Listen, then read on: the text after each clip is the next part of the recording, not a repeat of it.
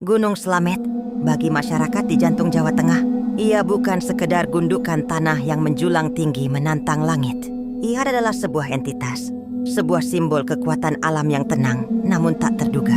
Dengan ketinggian 3,4 ribu meter di atas permukaan laut, Slamet berdiri tegak sebagai puncak tertinggi di Jawa Tengah, diselimuti hutan tropis yang lebat dan misteri yang telah turun-temurun. Diceritakan di kedai-kedai kopi lereng gunung, Januari 2026. Dunia pendakian kita sedang berduka. Namun di balik duka itu, ada sebuah kisah yang menuntut untuk diingat. Bukan karena kengeriannya, melainkan karena ketangguhan jiwa yang ada di dalamnya.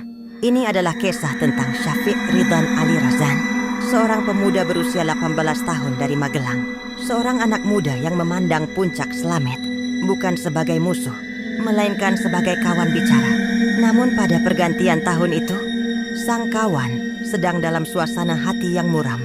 Aktivitas vulkanik meningkat dan cuaca ekstrim akhir tahun mengubah jalur-jalur setapak menjadi labirin maut yang dingin. Segalanya bermula pada Sabtu malam, 7 Desember 2025. Syafiq, dengan semangat masa muda yang meluap, memutuskan untuk mendaki melalui jalur Dipajaya, Pemalang. Jalur ini dikenal memiliki pemandangan yang luar biasa, namun juga tanjakan yang mampu menguras seluruh energi pendaki. Syafiq memilih metode TikTok, sebuah gaya pendakian yang sedang populer di kalangan anak muda, di mana pendaki tidak membawa tenda dan tidak bermalam. Mereka mendaki secepat mungkin, mencapai puncak, lalu segera turun sebelum gelap kembali datang.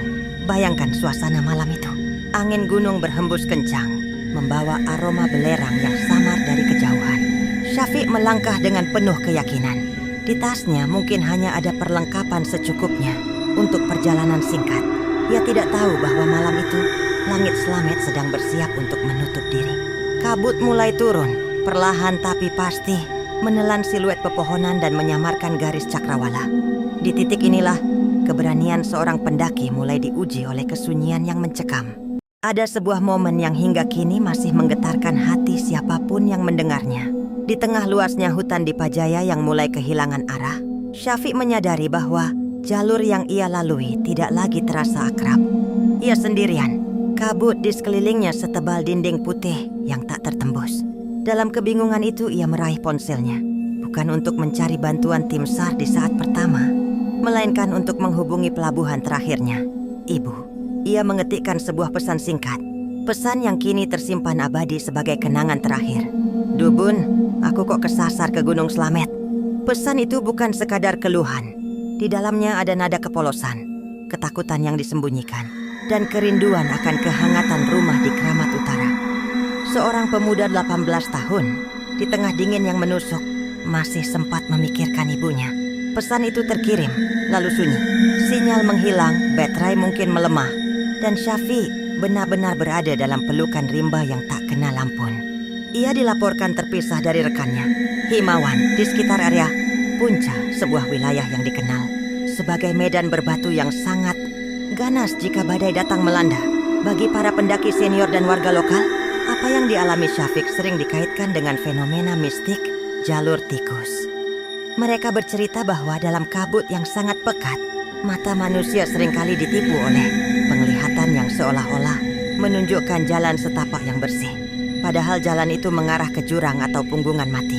Namun secara logika, kondisi cuaca ekstrem di akhir Desember 2025 memang sangat mematikan.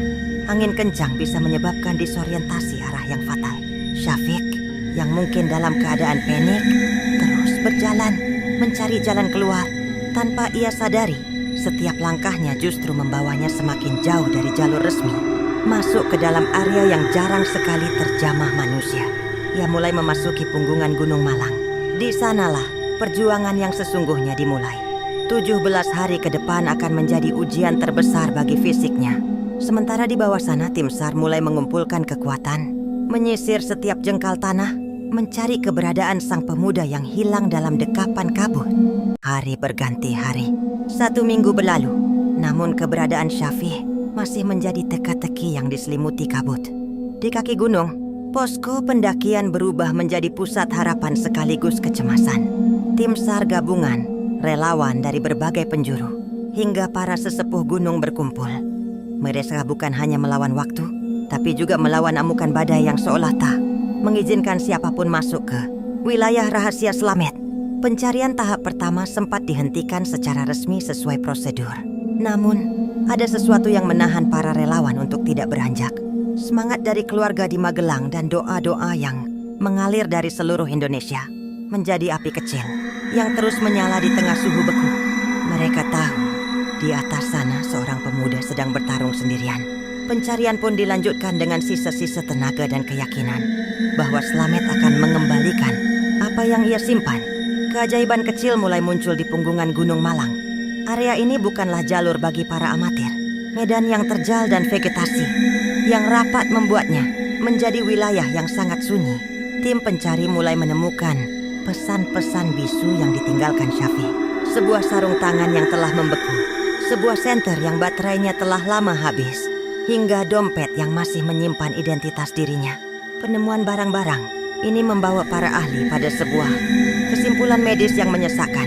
Hipotermia level 4. Dalam kondisi dingin yang luar biasa ekstrim, tubuh manusia mencapai titik nadir.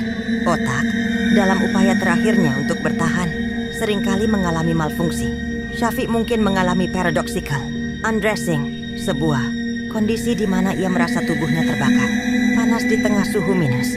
Sebuah halusinasi kejam yang membuat korban tanpa sadar melepas pakaian mereka untuk mencari kesejukan yang semu.